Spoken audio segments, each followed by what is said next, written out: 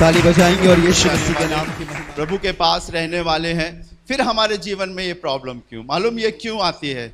ये इसलिए आती है कि ताकि आपकी बीमारी को वो ठीक करके, आपकी कमजोरी को ठीक करके बता सके कि आपका जीवन ऐसे ही नहीं है, कैजुअली नहीं है, साधारण नहीं है, लेकिन ये जीवन ऐसा जीवन है जिसे प्रभु ने अपने लिए बनाया। Hallelujah, hallelujah, hallelujah, hallelujah. आइए प्रभु के वचन की ओर चलेंगे और मैं विश्वास करता हूं परमेश्वर आज के वचन के द्वारा आपको आशीषित करेगा। आप ऊपर टीवी स्क्रीन पर एक वर्स देख रहे हैं और वहां पर एक शख्स है जिसकी आंखें दोनों जुड़ी हुई हैं और वो कंफ्यूज है, राइट साइड से भी कंफ्यूज है और लेफ्ट साइड से भी कंफ्यूज है। ठीक है ना? ऊपर लगा रहे हैं, राइट से भी कंफ्यूज है और लेफ्ट से भी कंफ्यूज है और हार्टली भी कंफ्यूज है। ठीक है ना? दिमाग भी उसका कंफ्यूज है और दिल भी उसका कंफ्यूज है और उसकी आंखें भी कंफ्यूज है कि वो करे तो करे क्या। जब मैं प्रार्थना कर रहा था तो परमेश्वर ने बोला ये बातें बहुत ज़रूरी हैं हमारी कलीसिया के लिए ताकि हम उन्नति कर सकें। और आज आप इंसानों के पास जाओ, उनसे बातें करो, शांति की बातें, प्रेम की बातें, आत्मिकता की बातें, प्रभु से जुड़ने की बातें, इस जीवन के बाद अनंत जीवन की बातें, तो लोग कंफ्यूज हैं। क्या है? लोग कंफ्यूज है, उन्हें मालूम ही नहीं कि आखिर क्या करना है। लेकिन आप खुदा के भवन के लोग हैं। हालेलुया। हम बाहर वाले नहीं लेकिन अंदर वाले हैं, प्रभु के लोग हैं। तो हम में से कई लोग कंफ्यूज होते हैं और जब वो मुझे फोन करते हैं तो अक्सर वो ये बोलते हैं भैया बताओ हम क्या करें। लेकिन जब हम प्रभु के पास आते हैं हमें एक अच्छा, एक सुंदर और एक सुदृढ़ मार्ग मिलता है, क्योंकि वही मार्ग है। और यहाँ पर इंग्लिश में कुछ लिखा है और हिंदी में भी लिखा है। हिंदी में लिखा है आप सुनिश्चित करें आप किस ओर हैं। आप सुनिश्चित करें कि आप किस ओर हैं, बाहर वाले हैं या अंदर वाले हैं। और इंग्लिश में क्या लिखा है? You make sure which side you are on. आप किस तरफ हैं, और उसके बाद एक सवालिया निशान बना है। कई बार हम एक ऐसा जीवन जीते हैं जैसा देश वैसा भेष, और माहौल के हिसाब से हम अपने आप को बना लेते हैं। लेकिन परमेश्वर का वचन स्पष्ट बोलता है, बिल्कुल सही और सत्य बात बोलता है कि दो रास्ते पर चलने वाला कभी सत्य परमेश्वर को प्राप्त नहीं कर सकता। इस दुनिया में थोड़े दिन तो वो काट लेगा, कुछ फायदा होगा, कुछ नुकसान होगा, लेकिन एंडिंग में या अंत में उसके जीवन में बड़ी प्रॉब्लम आएगी। लेकिन जो एक रास्ते पर चलने वाला है प्रभु उसे मंजिले मुकाम तक पहुंचाएगा। और ये बातें जो परमेश्वर ने अंत के दिनों में हमारी कलीसिया के लिए हमें सौंपी है, हमारा काम है उसे बाखूबी आपको बताना और आपका काम है उसे ग्रहण करना और उसके अनुसार अपने जीवन को बनाना। हालेलुया। जो प्रभु इस भवन में है वही प्रभु आपके घर में भी रह सकता है, आपके जीवन में भी रह सकता है। आपको जब भी अकेलापन महसूस हो तब भी रह सकता है, बनिस्बत इस बात के कि आप ये धारणा अपने मन में बांधो कि मैं प्रभु तेरे वचन के अनुसार चलूंगा। Hallelujah, hallelujah, hallelujah, hallelujah. वो पक्षपाती नहीं, वो ज्ञानवानों का, ताकतवरों का, धनवानों का नहीं, लेकिन परमेश्वर के वचन में लिखा हुआ है वो सबका प्रभु है। हालेलुया, एक एक जन का प्रभु है। और जब हम उसके पास आते हैं तब वो हमें अपनी बाहों में लेता और हमें आंसर देता। आपको उसके शब्द पहचानने होंगे, आपको जानना पड़ेगा कि मैं कहां पर हूं और ये मेरे लिए क्या आदेश है। सुनिश्चित करें आप किस ओर हैं। वहां पर एक आयत लिखी हुई है, यूहन्ना उसका 15वां अध्याय और मैं सोचता हूं 16वीं आयत है ना। कोई भाई बहन पढ़े, देखिए क्या लिखा है। तुम, हाँ जोर से तुमने मुझे नहीं चुना, मैंने तुम्हें चुना है। Very good.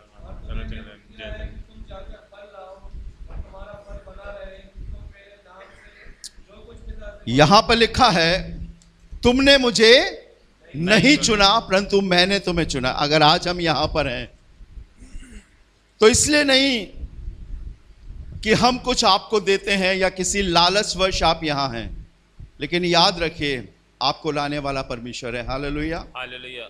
हम तो कुछ दिन के हैं, कुछ पल के हैं, चले जाएंगे, लेकिन उसका प्रेम अवधि है, हमेशा का है। और वो लेकर आया। जरा सोचिए, जो परमेश्वर था जिसने सारी कायनात की सृष्टि करी, मनुष्य अर्थात यीशु के रूप में वो इस दुनिया में आया देह को लेकर। यूहन्ना 1:14 में लिखा है, वचन देहधारी हुआ। सारी चीजें उसके अधिकार में थी। वो मौत को हरा सकता था, मृतक को जिंदा उठा सकता था, जीवित कर सकता था, दुष्ट आत्माएं निकल जाती थी। परमेश्वर के वचन में लिखा हुआ है, वो एक मनुष्य के रूप में आ गया। जो दुख मुझे और आपको होते हैं उससे भी अधिक उसने दुख सहे। परमेश्वर के वचन में लिखा है कि वो इसलिए कंगाल हो गया ताकि उसके कंगाल हो जाने से तुम धनी हो जाओ। सब कुछ उसके अधिकार में था, लेकिन फिर भी उसने अपने आप को हम मनुष्यों के रूप में कर लिया और एक पवित्र जिंदगी, एक पाकीज़गी की जिंदगी उसने जी। और लिखा है, उसने दुख उठा उठाकर आज्ञा माननी सीखी। उससे लोग दुख देते थे, उसको फंसाने की युक्तियां बनाते थे, उसे मारने की युक्ति बनाते थे। यशाया में लिखा है, वो एक दुखी पुरुष था।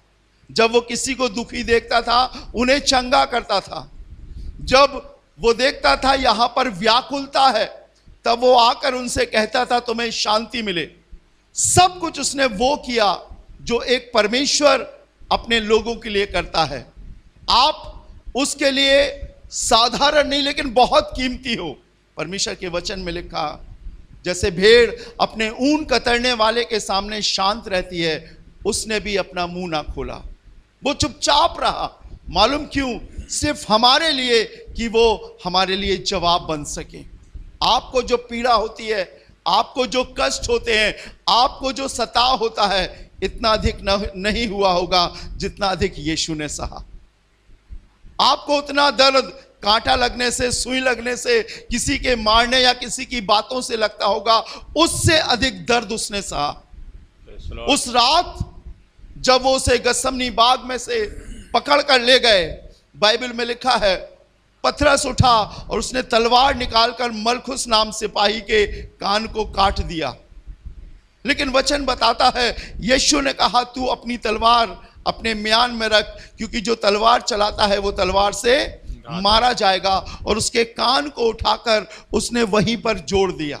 उस समय जब वो उसे कैदी बनाने के लिए लेने आए थे, तब यीशु ने कहा, मैं इतने दिन तुम्हारे बीच में रहा, तुमने मुझे नहीं पकड़ा। उन्होंने कहा, इन चेलों को जाने दो, तुम मुझे पकड़ लो। उस रात वो उसके गालों पर चांटा मारते थे, उसके गलमूछों को नोचते थे, उसके आंख पर पट्टी बांधकर कहते थे, नबूवत करके बता कि तुझे किसने मारा है।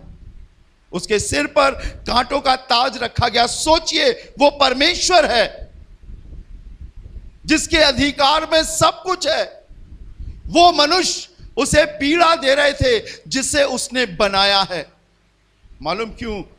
सिर्फ इसलिए कि वो मनुष्य की समानता में हो गया।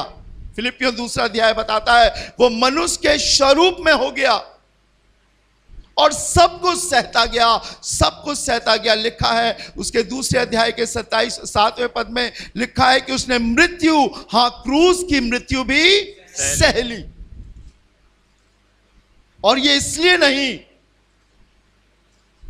नहीं कि उसे प्राण देने का शौक था, लेकिन ये इसलिए ताकि मैं और आप बच सके। जो कोई उसकी कुर्बानी को नहीं समझता, नहीं जानता, याद रखो खुदा के लोगों, वो कभी स्वर्ग के राज में दाखिल नहीं हो सकता। आपको जानना पड़ेगा, आपको समझना पड़ेगा, आपको विश्वास करना पड़ेगा कि परमेश्वर एक मनुष्य बनकर हमारे लिए क्रूस पर मरा, जान दी, कब्र में रखा गया और तीसरे दिन वो जी उठा। हालेलुया। और उसने कहा है कि मैं तुम्हें लेने आने वाला हूं। मेरे पिता के घर में बहुत से रहने के स्थान हैं। अब आप सोचिए, अपनी पोजीशन को सुनिश्चित कीजिए कि आप कहां हो, अविश्वास में हो या विश्वास में हो।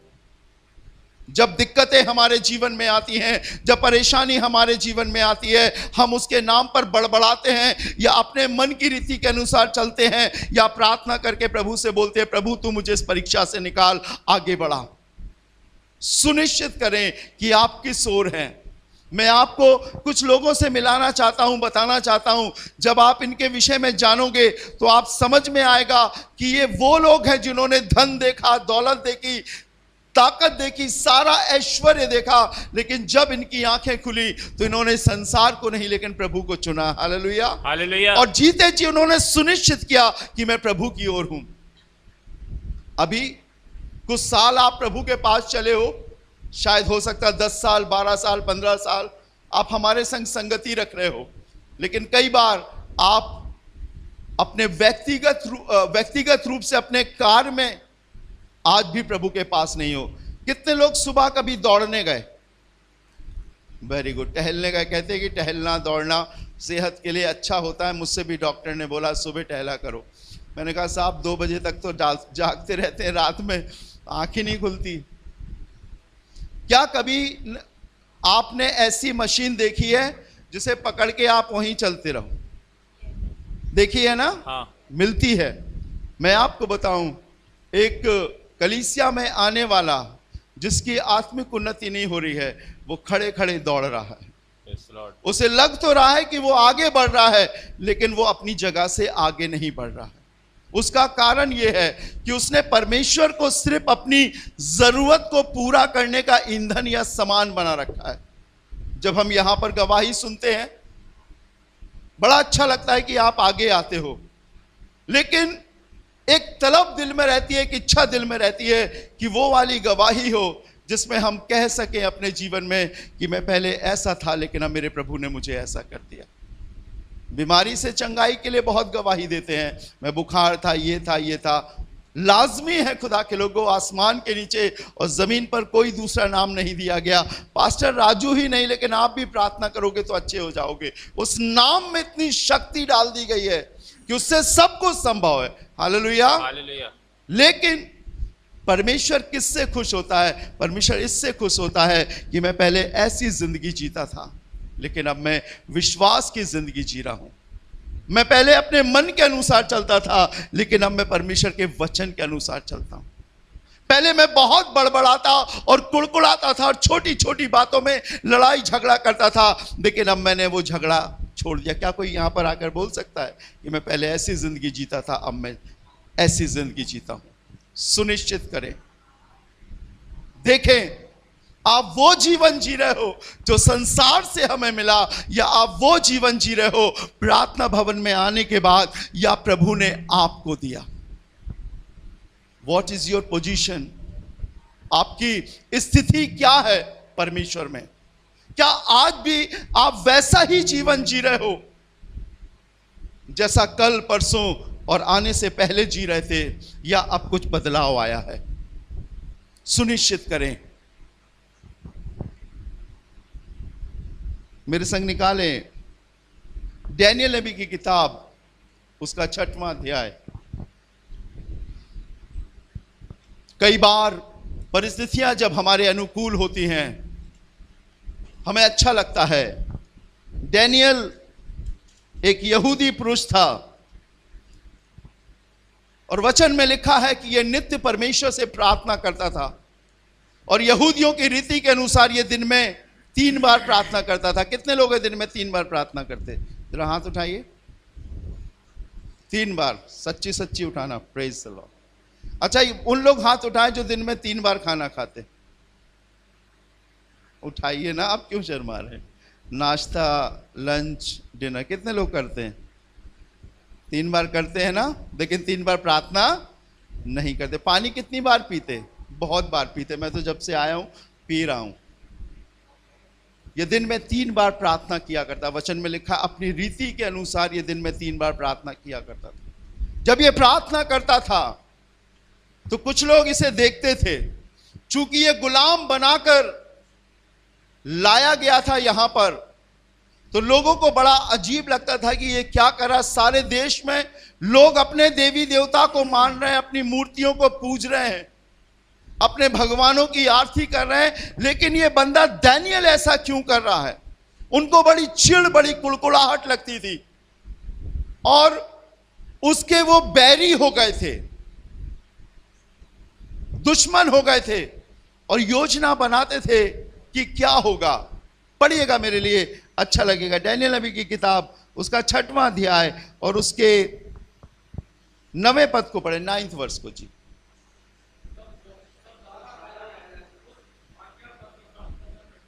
तब दारा राजा ने उस आज्ञा पत्र पर हस्ताक्षर कर दिए। लिखा है जब डैनियल को मालूम हुआ, हस्ताक्षर किया गया है, हाँ,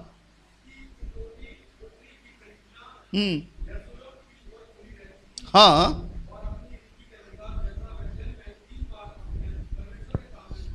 जब उसे मालूम चला कि उसके खिलाफ राजा की ओर से एक आज्ञा निकली और उस पर मोहर लगा दी गई है, और मोहर यह थी कि राजा की बनाई हुई मूर्ति को क्या करना है, दंडवत करना है, और परमेश्वर जिससे वो प्रार्थना करता था उसको छोड़ना है।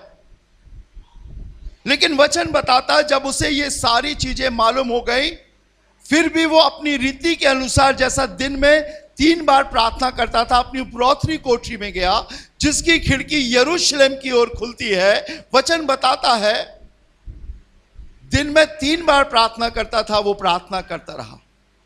यहां से मौत की आज्ञा उसके लिए निकली है, क्योंकि राजा ने कहा था जो कोई उपासना नहीं करेगा तो उसे कहां डाला जाएगा, शेरों की मांद में। एक तरफ मौत चल रही है और एक तरफ डैनियल चल रहा है। एक तरफ विरोधी चल रहे हैं और एक तरफ डैनियल का विश्वास चल रहा है। एक ऐसी परिस्थिति में डैनियल को पल भर के लिए ऐसा करना चाहिए कि राजा की आज्ञा या विरोधियों की बात को मान लेना चाहिए। जैसा देश वैसा भेष। मैंने एक शख्स को देखा जो खुदा के घर में आता है, अक्सर ईसीजी में आता है, क्योंकि ईसीजी में खाना होता है। E for Easter, G for Good Friday और सी फॉर क्रिसमस आता है और खूब जोर से जय मसीह की बोलता है। और मैंने एक दिन देखा कि वो ट्रॉली में बैठा हुआ है और लोग माता को सिराने जा रहे हैं। वो पट्टी बांधे और तिलक लगाए और सिमरदा डैम की तरफ जा रहा था। जैसा देश वैसा भेष। लेकिन ये नहीं चलेगा। अगर आप दावा करते हो मेरा प्रभु मेरे साथ है, तो आपको उस परिस्थिति में भी, जब आप चारों ओर से घिरे हो, आपको उस पर विश्वास करना पड़ेगा। डैनियल के एक तरफ मौत चल रही थी, क्योंकि कुछ ही पल में से शेरों की मांद में डाला जाना था, और एक तरफ डैनियल और उसका विश्वास चल रहा था। कई बार हम मुसीबत और घटी और परीक्षाओं को देखकर अपने विश्वास से समझौता कर लेते हैं और उस रास्ते पर नहीं चल पाते जिसके लिए प्रभु ने आपको बुलाया। परमेश्वर आपको मारेगा नहीं, परमेश्वर आपको दुख नहीं देगा, लेकिन परमेश्वर आपको उस दुख की घड़ी से गुजारना चाहता है, ले जाना चाहता है, और ये देखना चाहता है कि मेरा बेटा और मेरी बेटी इस परेशानी, इस घटी की स्थिति में, विरोधियों की स्थिति में किस ओर है। और इसने ये सुनिश्चित किया, जैसा मैं दिन में 3 बार प्रार्थना करता था मैं वैसे ही करूंगा। सारे मंत्री, सारे गवर्नर, उसके संघ के लोग उसकी चुगली करते थे और ये चल पड़ा। वचन बताता है जैसा वो दिन में 3 बार अपने परमेश्वर के सामने घुटने टेक कर प्रार्थना और धन्यवाद करता था, वैसे ही तब भी करता रहा। आप कहां जाते हो अपनी विपत्ति में? आप कहां जाते हो अपनी तंगहाली में? आप यहां आने के बाद भी अगर बाहर का जीवन जी रहे हो तो याद रखो, परमेश्वर के वचन में लिखा है, ना तो तू ठंडा है और ना गरम है, इसलिए मैं तुझे उगल देने पर हूं। सुनिश्चित करें। हम 2 तरीका का जीवन जीकर परमेश्वर को जमीन पर नहीं ले सकते। आप स्त्री हो या पुरुष, छोटे हो या बड़े, कोई मायने नहीं रखता। मायने यह रखता है कि आपने अपने मन में क्या ठाना है। क्या परमेश्वर आपकी ओर है? वचन बताता है, पौलुस ने लिखा, यदि परमेश्वर हमारी ओर है तो हमारा विरोधी कौन हो सकता है?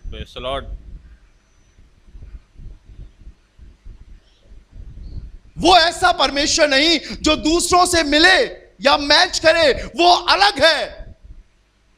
परमेश्वर के वचन में लिखा हुआ है, बाल के 450 नबी और एलिया अकेला था। और वहां पर यह वादे किए गए कि अगर बाल का कोई देवता है तो वो अपनी वेदी पर अपनी भेंट को चढ़ाए और उनका देवता उनकी प्रार्थना को सुनकर उसे भस्म करे, और नहीं तो फिर एलिया करेगा। परमेश्वर के वचन में लिखा है, उन्होंने वेदी बनाई और उस पर वेदी कुर्बानी की हुई चीज रखी और वो पुकारते रहे, अपनी छाती को पीटते रहे। वचन में लिखा है, चाकुओं से अपने आप को काटा। एलिया ने उनसे कहा, शायद तुम्हारा देवता सो रहा होगा, जोर से चिल्लाओ। और वो चिल्लाते रहे, उनकी भेंट ग्रहण नहीं की गई। फिर एलिया जो अकेला था उसकी वेदी बनाई, उसने वेदी बनाई। लिखा है, इस्राएल के 12 गोत्रों के अनुसार उसने 12 पत्थर रखे और उसके चारों ओर गड्ढा खुदवाया और उस पर लकड़ी रखी और उस पर बलि चढ़ाने वाला मेमना रखा और उस पर पानी डलवा दिया। और मालूम है खुदा के लोगों, वो अकेला था। 450 नबी और 400-850 नबी अलग थे, लेकिन एलिया अकेला था।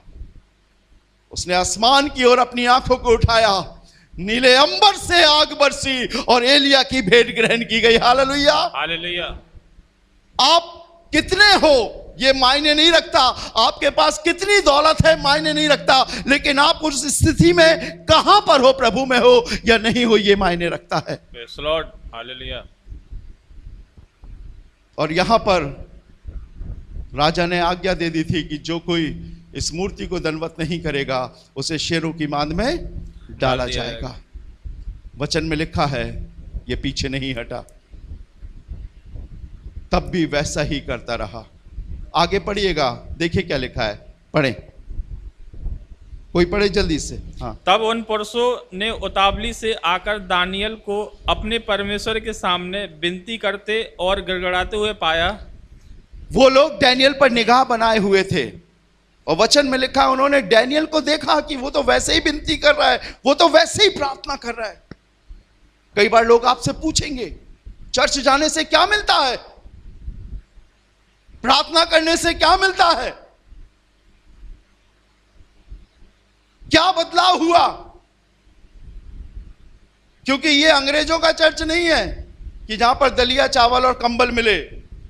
Hallelujah, hallelujah. ये परमेश्वर की कलीसिया है प्रेज़ द और लॉर्ड। यहां पर आशीष का स्रोत मात्र परमेश्वर है।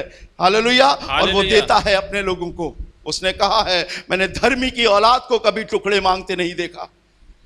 वो हर जरूरतों को जानता है और जब वक्त आता है तो वो मुहैया करता है। Hallelujah, hallelujah. वचन में लिखा है, दाऊद कहने लगा, वो मुझे रोज हरी हरी चराइयों में चराता है, सुखदाई जल के झरने के पास ले जाता है। उसके सोटे और उसकी लाठी से मुझे शांति मिलती है।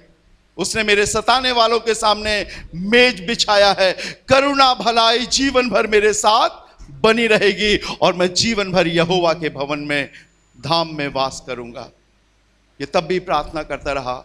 उन पुरुषों ने आकर देखा, सोचा कि डैनियल डर गया होगा, डैनियल आज प्रार्थना नहीं करेगा, डैनियल आज वचन नहीं पढ़ेगा, आज डैनियल अपनी खिड़की को नहीं खोलेगा, क्योंकि डैनियल के खिलाफ ये हस्ताक्षर, ये वारंट निकल गया था कि अगर तू प्रार्थना करेगा तो तुझे शेरों की मांद में डाल दिया जाएगा। वचन बताता है, तब उन पुरुषों ने उतावली करके डैनियल को अपने परमेश्वर के सामने विनती करते और गिड़गिड़ाते हुए पाया। लिखा हुआ है, जैसे वो किया करता था वैसे ही वो करता रहा। अगली आयत लगाइएगा बेटा, देखिए क्या लिखा है, पढ़े। हाँ। अतः वे राजा के पास जाकर उसकी राजाज्ञा के विषय में उससे कहने लगे, हे राजा, क्या तूने ऐसे आज्ञा पत्र भर हस्ताक्षर नहीं किया हाँ। कि 30 दिन तक जो कोई तुझे छोड़ किसी मनुष्य या देवता से विनती करेगा वह सिंहों की मांद में डाल दिया जाएगा, वो शेरों की मांद में डाल दिया जाएगा। राजा से वो कहने लगे, क्या तूने ऐसा वारंट नहीं निकाला था? राजा बोलता है, नहीं, मैंने निकाला था। लेकिन डैनियल उस मृत्यु के दौर में भी परमेश्वर से प्रार्थना कर रहा था। चाहे राजा हो, चाहे अधिपति हो, या दुनिया की कितनी भी बड़ी ताकत हो, परमेश्वर खुदावंद यीशु मसीह से बढ़कर कुछ भी नहीं है।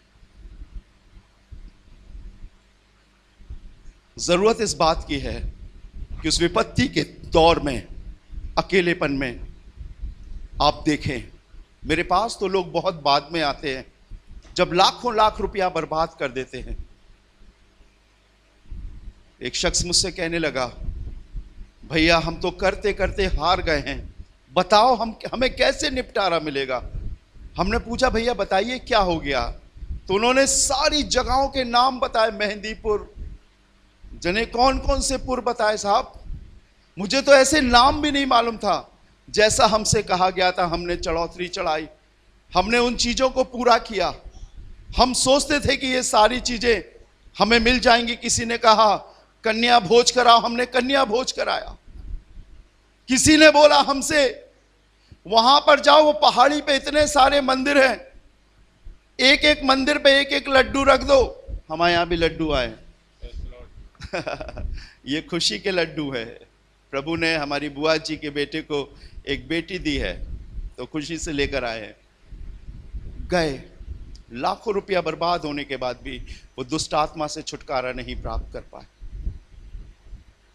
रात के 11 बजे, 11:30 बजे मुझे फ़ोन करते हैं, फेसबुक से मेरा नंबर निकाल के। मैं क्रिश्चियन परिवार की बात कर रहा हूँ, बाइबल पढ़ने वाले की बात कर रहा हूँ। याद रखना, बाइबल पढ़ने का मतलब ये नहीं है, क्रिश्चियन होने का मतलब ये नहीं है कि आपने अपने जीवन में सुनिश्चित कर लिया है कि प्रभु आपके पास है। मैंने ईसाइयों की बदरूहें निकाली हैं, याद रखना। क्रिश्चियन लोगों के अंदर दुष्ट आत्माएं थी, निकाला। कल मैं आकाश भाई से बोल भी रहा था जब मैं यहाँ पर था। मैंने कहा आकाश हम लोग संडे शाम को एक जगह विजिट करने चलेंगे। मैंने कहा क्यों? वो कहने लगे क्यों? मैंने कहा बेटा पुराने लोग हैं, उधर भी दुष्ट आत्मा का अटैक हुआ है, क्रिश्चियन फैमिली है। उन्होंने चर्च के लिए ढेरों कुर्सियां दान में दी हैं, टाइल्स लगवा दी उन्होंने, चर्च में वाइट वॉश करा दिया, और बोलते हैं कि जो चाहिए, क्योंकि वो पावर हाउस में बड़े ऊंचे पद पर थे, रिटायर हो गए। और उनकी वाइफ मेटर्न होकर सिविल हॉस्पिटल से रिटायर हुई। उनकी बेटी मुझे फ़ोन करती है इलाहाबाद से और कहती है भैया पापा के पास चले जाना, घर में दुष्ट आत्मा है। बहुत सारे लोग हैं जो परेशान हैं। खुदा के लोगों, जब हम सब कुछ कर बैठते हैं, अजमा लेते हैं, तब हम प्रभु के पास आते हैं।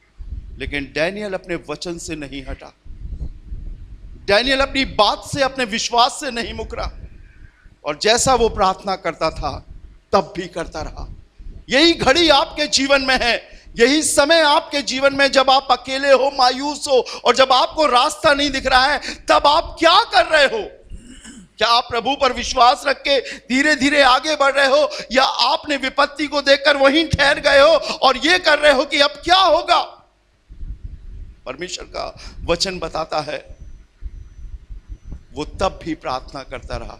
और मालूम क्या हुआ? आप घर पर जाकर आगे पढ़िएगा, वचन में लिखा है राजा ने आज्ञा दी कि शेर की मांद में डैनियल को डलवा दिया जाए। डैनियल को लेकर वो गए, उसके संग मौत जारी थी, और जिंदा शेरों की मांद में डैनियल को डलवा दिया गया। मालूम क्या हुआ उसके बाद? क्योंकि राजा डैनियल से प्रेम करता था, डैनियल बुद्धिमान था, प्रतिष्ठित था, प्रवीण था। भोर उठते ही वो अपने घर, अपने महल की पास से चिल्ला उठा, हे परम प्रधान, परमेश्वर पर विश्वास करने वाले डैनियल, क्या तेरे परमेश्वर ने तुझे बचा लिया?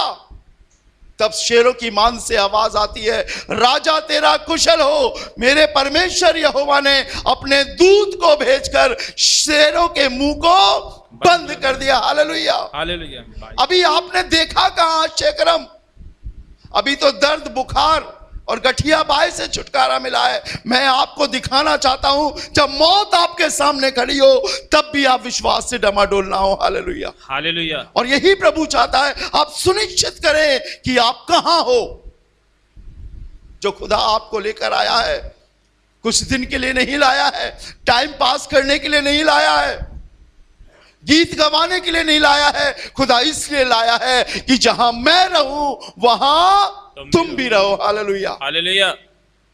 सुनिश्चित करें कि हम किस ओर हैं। हमारे काम दिखाते हैं कि हम किस ओर हैं।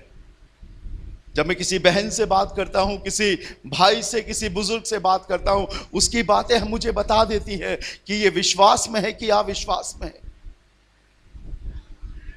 हमें देखना पड़ेगा। अगर हम परमेश्वर के वचन से दाएं या बाएं मुड़े तो शैतान हमें पकड़ लेगा।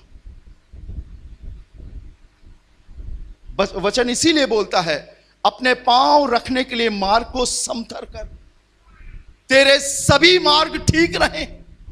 अगर तू पत्नी है तो एक विश्वास योग्य पत्नी बन, अगर तू पति है तो एक विश्वास योग्य पति बन, अगर तू बेटी है तो एक विश्वास योग्य बेटी बन, अगर तू बेटा है तो एक विश्वास योग्य बेटा बन। तेरे सारे मार्ग ठीक रहे। लिखा है ना तो दाहिने मुड़ना और ना बाएं मुड़ना। तेरी पलकें आगे ही की ओर लगी रहे और तेरी आंखें आगे ही की ओर खुले। हम सुनिश्चित करें कि हम संसार में रहकर कौन सा जीवन जी रहे हैं और कौन सा जीवन हमें जीना चाहिए। आइए हम थोड़ा आगे बढ़ते हैं। मेरे लिए पढ़िएगा अय्यूब की किताब 22वां अध्याय, जॉब चैप्टर 22, अय्यूब उसका 22वां अध्याय 29वां पद, 29 वर्स।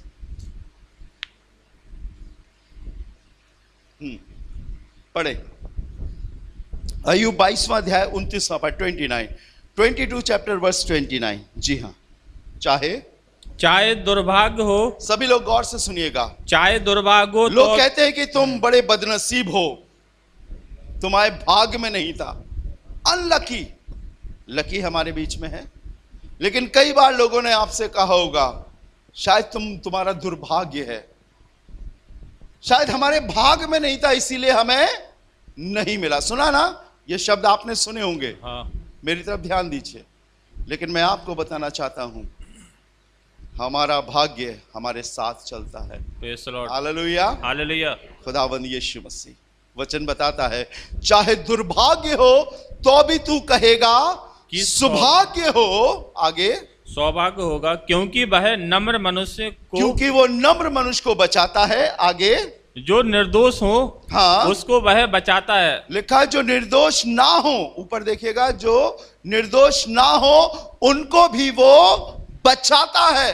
अगर संसार आपको दोषी ठहरा रहा है, संसार आप पर प्रलोभन ला रहा है, संसार आपको कष्ट दे रहा है, परमेश्वर का वचन बताता है दुनियावी रीति से भी अगर आप गलत हो, क्रूस पर लटका हुआ वो कुकर्मी जो दाहिने तरफ था, वचन बताता है उसने कहा, हे यीशु जब तू अपने राज में आए तो मेरी भी सुधि लेना।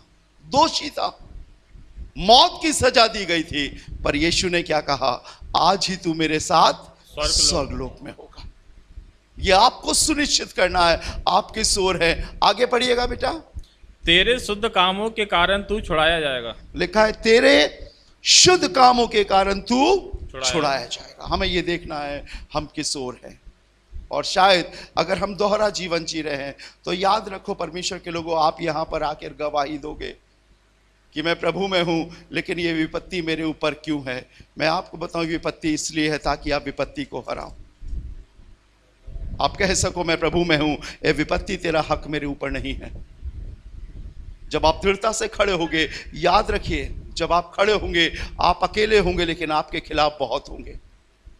ये पहचानी है, आप अकेले होंगे लेकिन आपकी मुखालिफ बहुत सारे होंगे। उस समय आपको निश्चित करना है आप उनकी भाषा बोलते हो या अपने प्रभु के वचन में सीखी हुई भाषा बोलते हो। वचन बताता है प्राण देने तक विश्वासी रहे तो मैं तुझे जीवन का मुकुट दूंगा।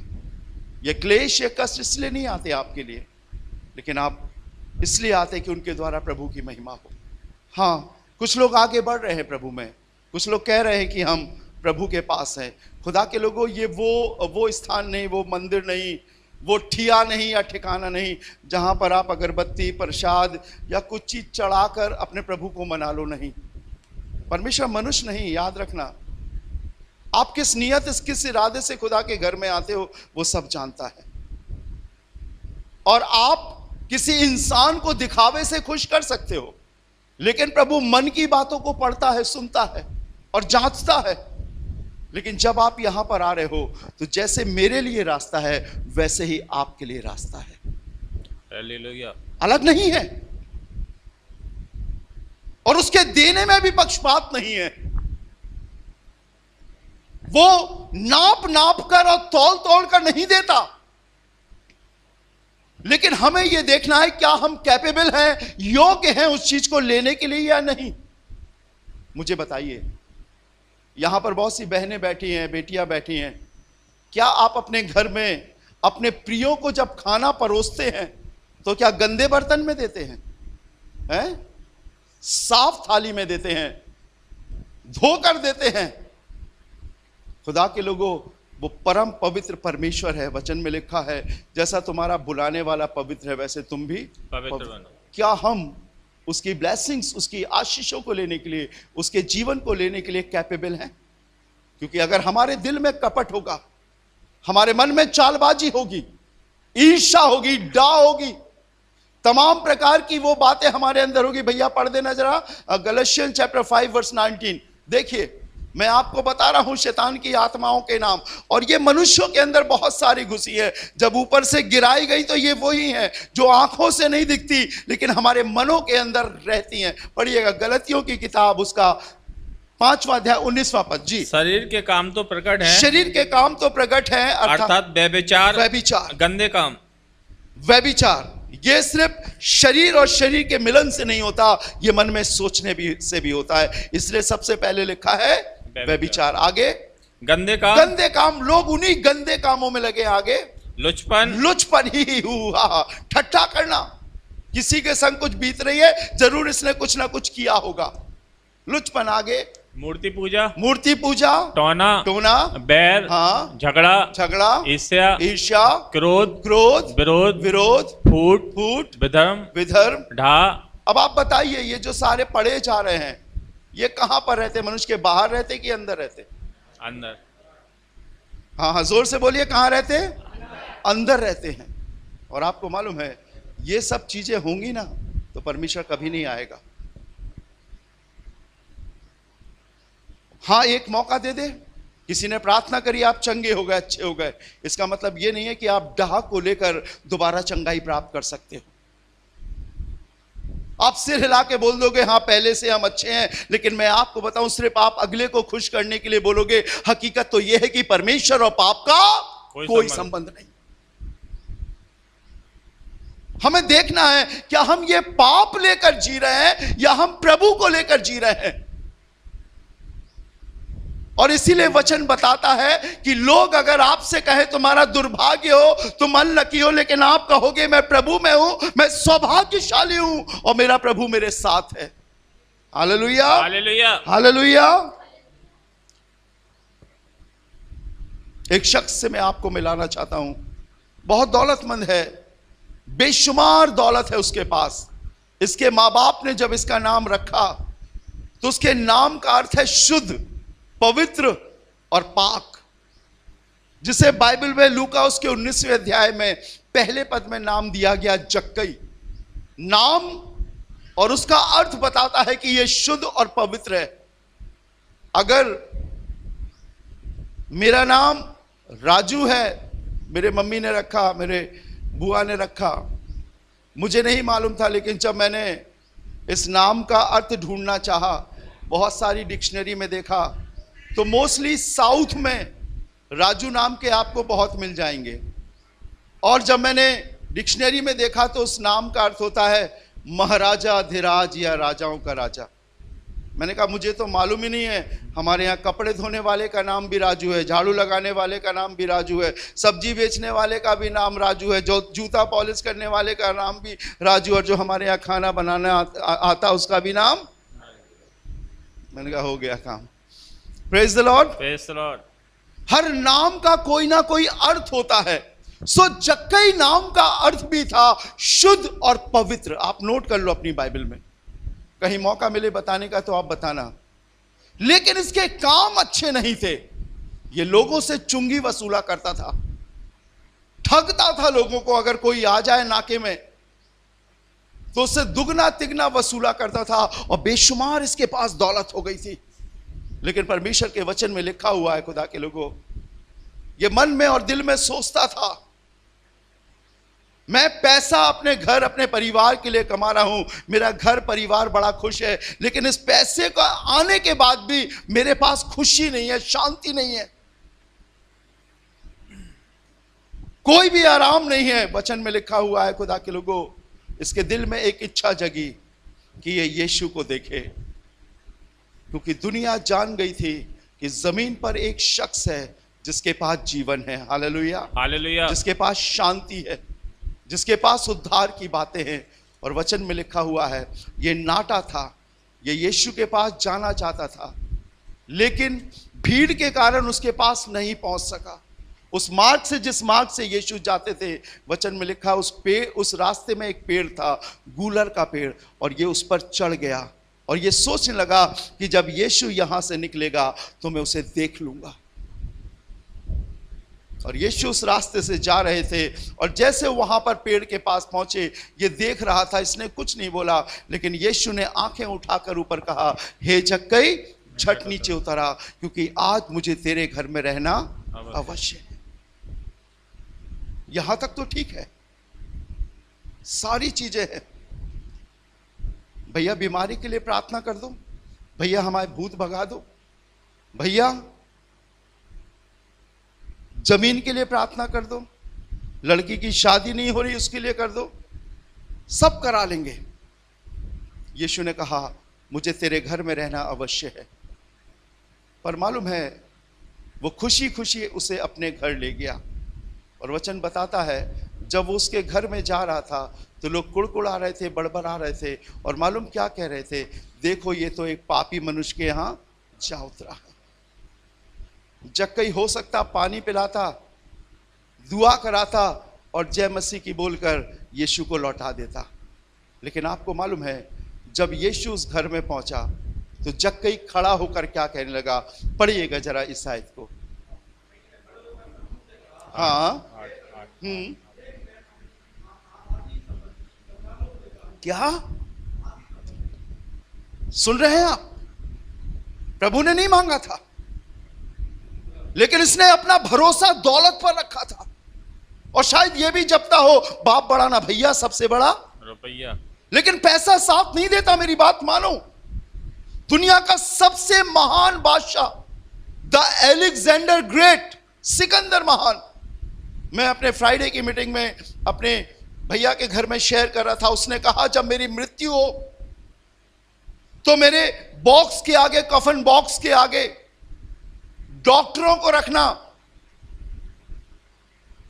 वैद्यों को रखना, और अशर्फियां मेरे रास्ते में डालते जाना, और मेरे हाथ को कफन बॉक्स से बाहर निकाल देना। मैं एक मैसेज देना चाहता हूं कि डॉक्टर भी समय आता तो मौत से नहीं बचा सकता। ये पैसा भी जो मेरे लिए बहुत है, लेकिन ये मेरी जान को नहीं बचा सकता।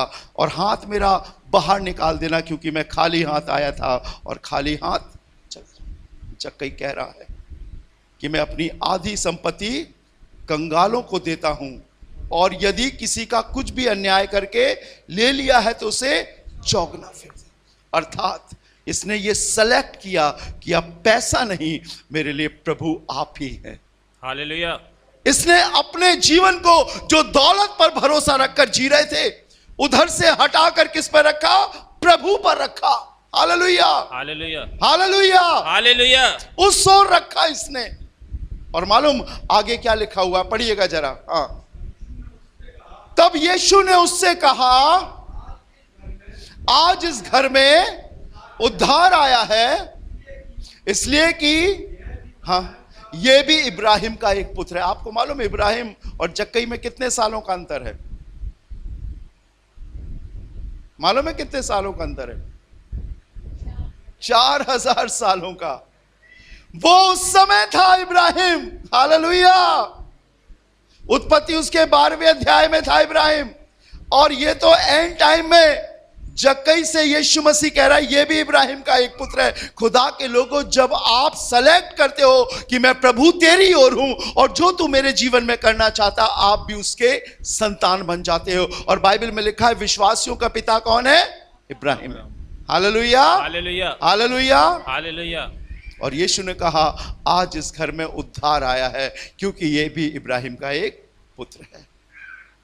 आप भी उसके बेटे, आप भी उसकी बेटी बन सकते हो, आप भी उसकी संतान बन सकते हो, लेकिन ये आपको सोचना पड़ेगा, ये आपको करना पड़ेगा।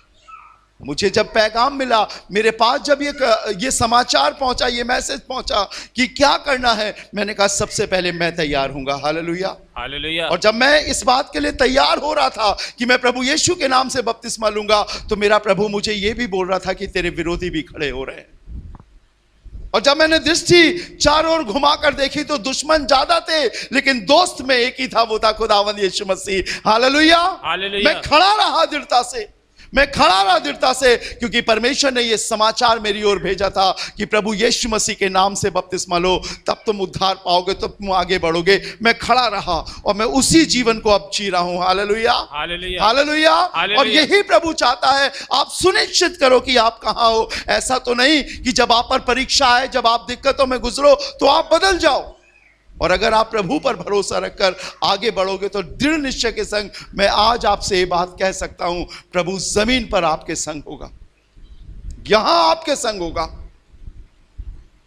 वो कभी नहीं छोड़ता। उसने कहा मैं जमाने के अंत तक तुम्हारे साथ हूं।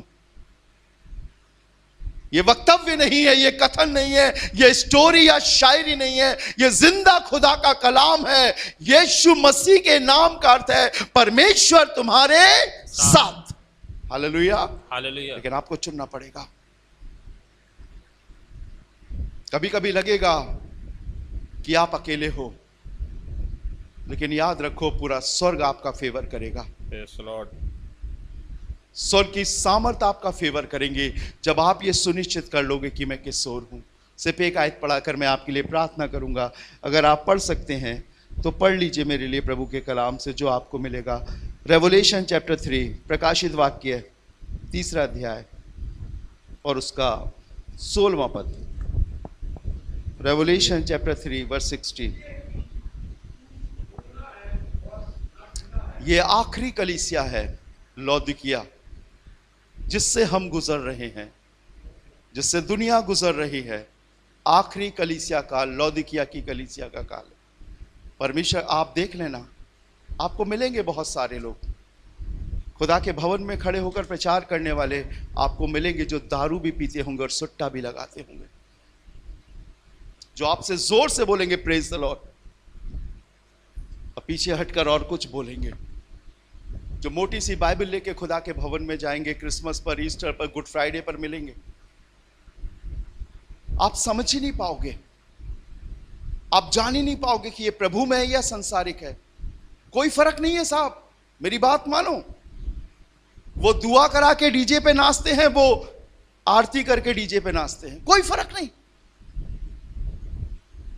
मैंने एक दिन बताया था, एक पास्टर मुझे मिले, मैंने बोला पास्टर जी आप बताते नहीं हो कि आपके चर्च में ये जो ड्रेसेस पहने हुए लोग क्या, कैसे ड्रेसेस पहने हैं, क्या शो कर रहे हैं। वो मालूम क्या बोलते हैं, अगर मैं बोल दूंगा तो मेरा चर्च खाली हो जाएगा। जब उनके माँ बाप नहीं बोलते तो हम क्या बोले। माँ बाप भी वैसे ही और बच्चे भी वैसे ही। क्या लिखा है, पढ़िएगा, सो इसलिए कि तू गुनगुना है, ना ठंडा है ना गर्म है। और आज मैं आपको बताना चाहता हूं, कलीसियाओं में परमेश्वर नहीं है, क्योंकि जहां वचन नहीं है वहां परमेश्वर नहीं है। हालेलुया। और परमेश्वर वही होगा जहां वचन के मानने वाले होंगे, वचन पर चलने वाले होंगे। अगर आप कह रहे हो कि मेरे संग प्रभु है, मेरे संग प्रभु है, प्रभु ने मुझे बचाया, और कुड़कुड़ाते और बड़बड़ाते हो, तो आप झूठ बोल रहे हो। क्योंकि परमेश्वर की सामर्थ वचन पर कार्य करती है, और जब वचन आपके दिल में होगा, आपका जीवन उसके अनुसार होगा, तो परमेश्वर की सामर्थ आपके साथ होगी। शायद खाने को रोटी ना रहे, पीने को पानी ना रहे, सिर छुपाने के लिए मकान ना रहे, कोई बात नहीं। उस परमेश्वर के लिए भी लिखा हुआ है, उसने कहा आकाश के पक्षियों के तो घोंसले हुआ करते थे, लेकिन मनुष्य के पुत्र को सिर रखने की भी जगह नहीं थी। जहां जाता था लोग युक्ति बनाते थे, रातों में पहाड़ों पर गुजारता था। जरा एक दिन पहाड़ पर बैठ के देखिए, आपको समझ में आ जाएगा। होल नाइट में तो आने में डर लगता है, तो पहाड़ पे क्या बैठेंगे। जरा घुटने टेक कर हफ्ते में एक दिन प्रार्थना करना शुरू करो, समझ में आ जाएगा। पूरी रात प्रार्थना में बिताया करता था, और सुबह उतरते ही उन लोगों को चंगा करता था जिसने क्रूस पर टंगते समय उसकी बेइज्जती करी थी। लिखा है भीड़ जाती थी, सिर हिला हिला कर उसकी बेइज्जती करते थे। क्या आप अपने बैरी के लिए प्रार्थना कर सकते हो? क्या आप अपने सताने वाले के लिए दुआ कर सकते हो? क्या आपका पड़ोसी रात में आपके पास आए तो क्या आप जग कर उसे रोटी दे सकते हो, या कहोगे सुबह आना मैं सो रहा हूं? कठिन है। परमेश्वर को अपनी ओर करना थोड़ा कठिन है, लेकिन असंभव नहीं है। Hallelujah, hallelujah. नामुमकिन नहीं है। आप कर सकते हो उसे अपने पास। आप दृढ़ निश्चय करो, चाहे कोई आपके खिलाफ हो। आपको मालूम है अय्यूब के खिलाफ कौन हुआ? उसे इस बात का दुख ज्यादा नहीं हुआ कि उसकी दौलत चली गई, उसके जानवर चले गए, उसकी संपत्ति अगवा कर ली गई, लेकिन उसे उस दिन बड़ा दुख हुआ जब उसकी पत्नी उससे कहने लगी चाहे तू मर जाए तो मर जा। बाइबल में लिखा है तब भी अय्यूब ने कहा तू एक मूढ़ औरत सी बात करती है। जिस खुदा के हाथ से हम सुख लेते हैं दुख ना ले। परमेश्वर ने दिया, परमेश्वर ने लिया, उसका नाम मुबारक हो, मुबारक हो। आप सुनिश्चित करो, आप परिस्थितियों को देखकर डमाडोल होते हो या उस परिस्थिति में दृढ़ बने रहते हो कि मेरा प्रभु हर हाल को बदलने वाला है। Hallelujah, hallelujah. आप, ये समय नहीं है कि हम भीड़ को बुलाएं, अब समय है कि दुल्हन तैयार की जाए। Praise the Lord. अब समय है कि आप तैयार हो। अब समय हो कि आप वचन के अनुसार अपने जिस्म को, अपनी जान को, अपनी रूह को बनाओ। बहुत थोड़े हैं जो बचेंगे, बहुत ज्यादा नहीं बचने वाले हैं, लेकिन आपको वचन के अनुसार बनना पड़ेगा। और यहां पर लिखा हुआ है, क्या लिखा हुआ है? और तू गुनगुना है, ना ठंडा है और ना गरम है, मैं तुझे अपने मुंह से उगलने पर हूं।